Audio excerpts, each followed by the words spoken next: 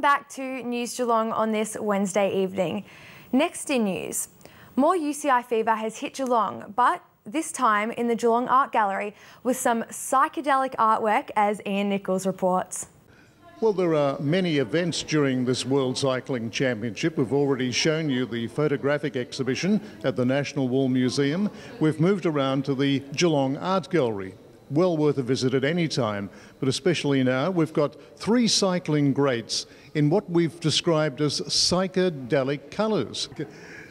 And to tell us more about this exhibition and Oppie's famous bike is the director, Jeffery Edwards. Cycling is the magic word for this week in Geelong, and the Art Gallery, not to be outdone, is also doing its bit to promote the UCI World Road Cycling Championships. And here you can see a Malvern Star cycle, owned and operated, might I say, by the great Hubert Opperman, and you're very fortunate to have something topical at this time of the year, Jeffery. Ian, we always like to have something topical, and along with the paintings that we have of famous contemporary cyclists, here the great artefact of the discipline of the sport in Australia, one of the great Hubert Opperman's own bicycles that he rode and raced in 1936. Oh, he really is a Geelong identity as well as a national sporting identity. And we have one from the National Portrait Gallery, three marvellous portraits by Matthias Gerber, who is well known for his photographs and his paintings that sit in that uneasy area between abstraction and realism. And we have these three portraits of Evans, another Geelong region identity and hero, Stuart O'Grady and Robbie McEwen.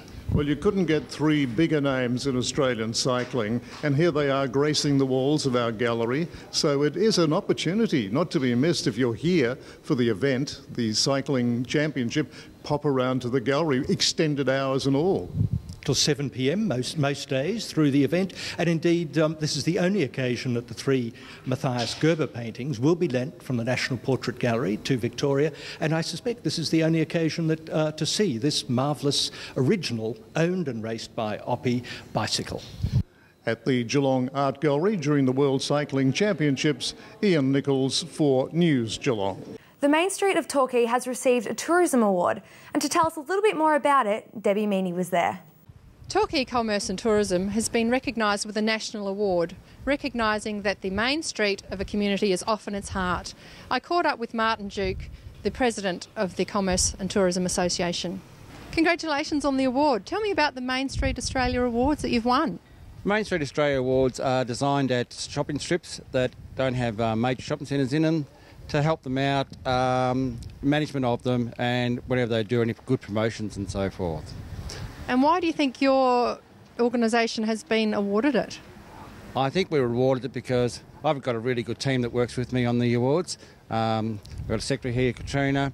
I've got a really good team that follows along, and because we're a totally volunteer organisation, a lot of the main streets have special rating. They've got up to $100,000 sort of money coming in to help them out, and ours is totally voluntary. There's no money comes in to support us apart from a couple of $1,000s for administration. And what were the judges actually looking for in awarding this? I think they were looking for a committee that was sticking together and working together, and somebody that just were doing things. They were actually getting out and doing things. We have our Christmas in July, we have our late trading nights at Christmas time. We're looking at putting a tree up on the Esplanade this year. There's a lot of things happening down here. It's a very strong community. Do you think that's helped you? Oh, I think that's helped us a lot, yeah. It's very strong. A lot of people down here that support what we do. And it's a bit of a strange community. We've actually have 5 mixed up shopping centres, but they're all included in the areas, so they're all supported by it. And congratulations and well done. Thank you. This is Debbie Meaney in Torquay for News Geelong. Thanks, Debbie. And for our feature story tonight, this morning, Barwon Water announced that Geelong's water restrictions have been lifted even further, now to only Stage 1. I'm here in Belmont for the announcement from Barwon Water of restrictions easing to Level 1 stage. So today you've announced water restrictions will be reduced to Stage 1. Can you tell me the circumstances that have led to this change? Certainly it's a reward for Geelong people for their conservatism in terms of water use, and Geelong people have got a strong history of conserving water. We're the first to go on water restrictions in the state, and we continue that conservative water use. So it's a reward for that, but it's also a recognition of the investment the state government and Barwon Water have put in augmenting Geelong's water supply with the Anglesey Aquifer and the start of the Melbourne-Geelong Connector. These are additional supply options that secure Geelong's water supply for the next 40 or 50 years. Well, there's three contributory factors. First of all, our water storages are now at 70% capacity, which is the healthiest they've been for 8 years. Secondly, the supply options that the government has implemented through the Central Region Sustainable Water Strategy, such as the Anglesey Borefield and the Melbourne Pipeline, which was commenced last week, are coming into effect.